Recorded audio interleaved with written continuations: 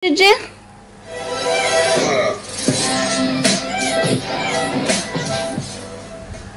Sa takbo ng isip, hindi ko maipilit.